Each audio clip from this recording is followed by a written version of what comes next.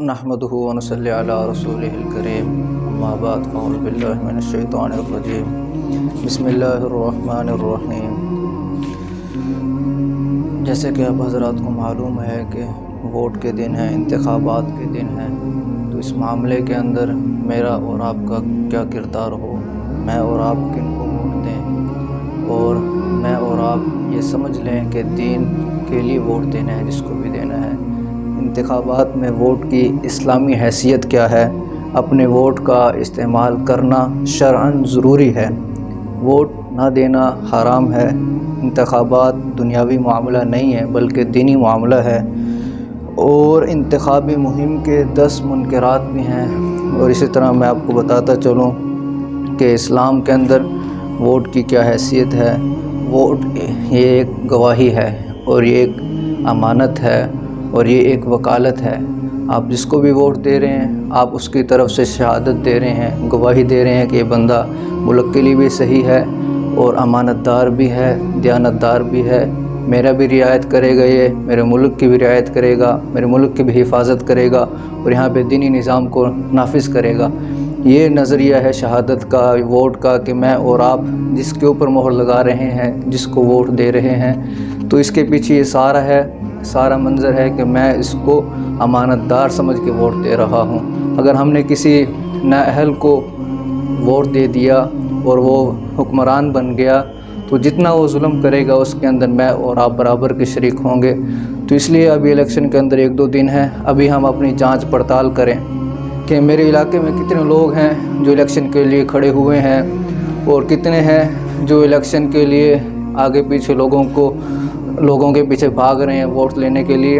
हम उन सब का जायज़ा लें और उनमें देखें कि कौन है जो जिसकी जुल्म कम हो, कौन है जो दूध में धुला हुआ हो।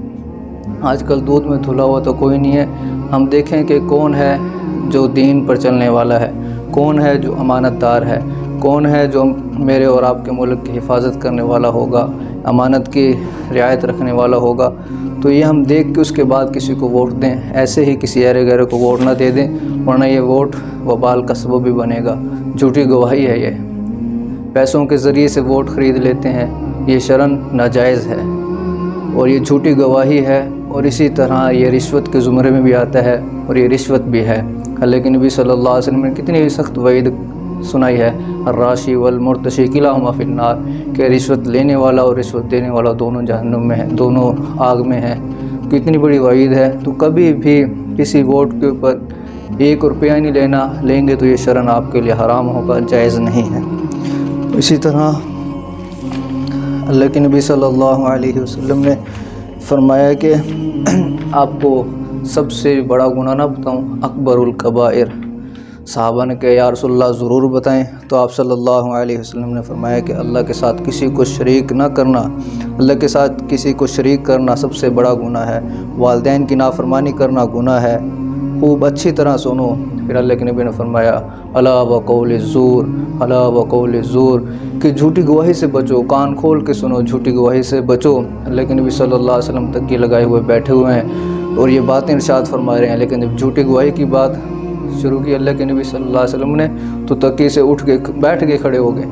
उसके बाद फरमाया कि झूठी गवाही से बचो, झूठी गवाही से बचो, झूठी गवाही से बचो। साहबे कराम कि ये ख्वाहिश पैदा ये दिल में बात आई कि काश के अल्लाह के नबी खामोश कर जाते, काश के अल्लाह के नबी खामोश कर दें।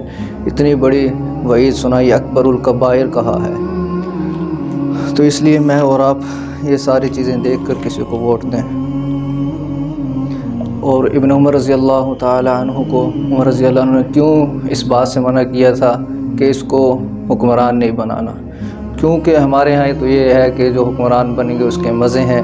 नहीं भाई, जो हुक्मरान बन गया वो तो पकड़ में आ गया, वो तो इस मुश्किल के अंदर आ गया कि कुल्लुकुम राइन व कुल्लुकुम मसऊल अन रइयतिही, कि तुम में से हर निगरान अपनी रायत का ज़िम्मेदार है, हर उसके बारे में आपसे सवाल किया जाएगा, हर ज़िम्मेदार से उसकी राय के बारे में सवाल किया जाएगा कि इनके हक़ तूने दबाए तो नहीं, इनके हक़ तूने पूरे किए हैं या नहीं किए। उमर रज़ी अल्लाह अन्हु फरमाया करते थे कि एक कुत्ता भी मेरी हुकूमत के अंदर प्यासा मर गया तो कल क़यामत के दिन उमर को जवाब देना पड़ेगा।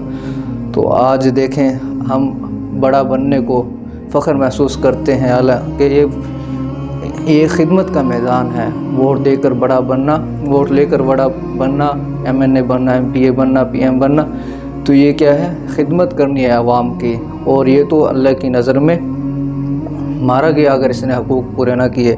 اس لیے عمر رضی اللہ تعالیٰ عنہ نے یہ نصیحت کی تھی صحابہ کو کہ میرے بعد میرے بیٹے ابن عمر کو حکومت نہ دینا۔ کیونکہ یہ بہت بڑا ذمہ داری ہے، بہت بڑا کام ہے، بہت بڑا عہدہ ہے۔ اس لیے